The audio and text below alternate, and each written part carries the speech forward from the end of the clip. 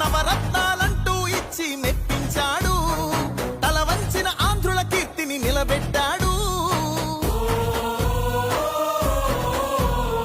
వ్యవసాయం, ఉద్యోగాలు, విద్యా వైద్య రంగాల్లో అభివృద్ధిని చూపాడంటూ కార్మికులు కర్షకులంతా ఎలుగెత్తి చాటేదొకటే.